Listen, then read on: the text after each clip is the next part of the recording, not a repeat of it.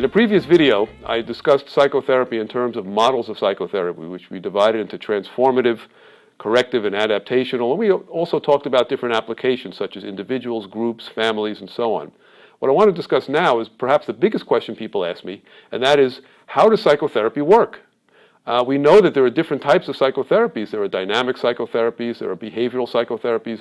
Is there anything they have in common that makes psychotherapy successful?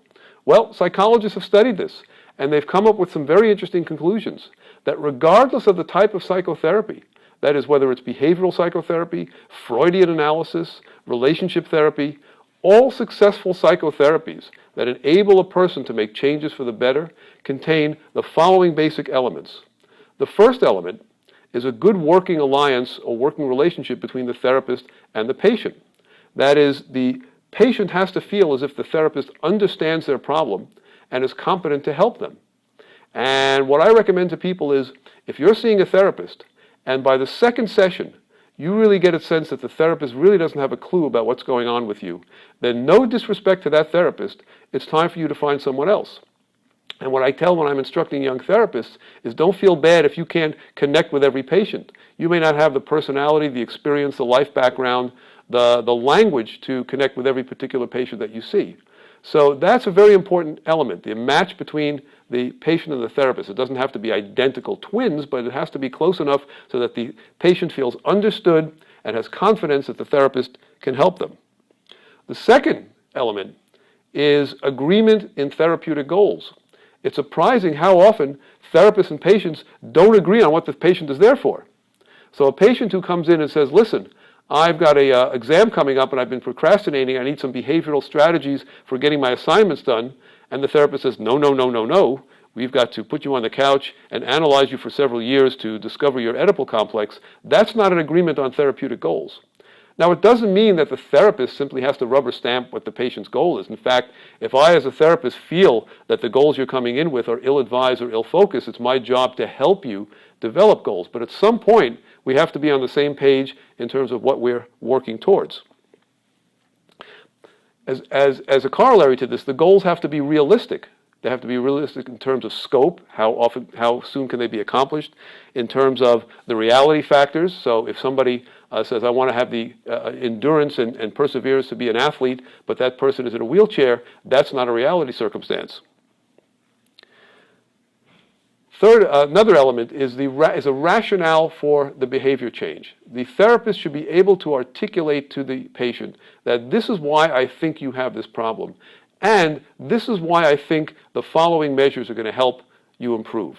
So there's got to be some rationale. And again, this goes with the patient feeling that the therapist understands their dilemma. The therapist's knowledge and flexibility is very important. And that means that none of us can know everything. And there are certain patients that some of us are better able to deal with than others. But if you're going to take on a patient with a particular problem, it's incumbent upon the therapist to have the requisite knowledge to be able to treat that patient successfully. Just as if that patient feels that their therapist is simply not getting it, that patient may be well-meaning, but simply not have the skills and knowledge to help that particular patient. The patient's opportunity for expression and catharsis. Catharsis is a Greek word which means an emotional ventilation. That is one essential element of all psychotherapies, whether they're Freudian therapies or behavioral therapies or cognitive therapies, is the patient has to be able to tell their story and has to be able to express both thoughts, memories, and feelings that they might not feel comfortable saying in any other context. And the patient has to feel safe and secure to be able to do that successfully. A narrative is very important. This goes under the heading of insight and understanding.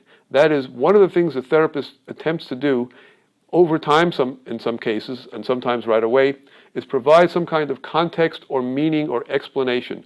This is why I think you're reacting this way. This is why I think you feel this way. And here's what I think is going to help deal with it. And that leads to the final element, and that is the opportunity to learn and practice new behaviors. Even Sigmund Freud, who emphasized a deep analytic type of therapy in which the key to behavior change was to understand one's childhood dynamics. Even Sigmund Freud said, if somebody has a phobia of crossing a bridge and they go through several years of analysis to find out what childhood experiences led to that phobia, at some point, said Freud, you still have to cross the bridge. So it's very important for therapists to provide their patients with things they can do that are practical in the real world to keep that therapy going. Not every course of psychotherapy is going to have all of these elements, but most successful psychotherapy courses are going to contain at least most of them. And if the patient is willing to do their part, the therapist is willing to do his or her part, then often a great deal of positive change can be accomplished.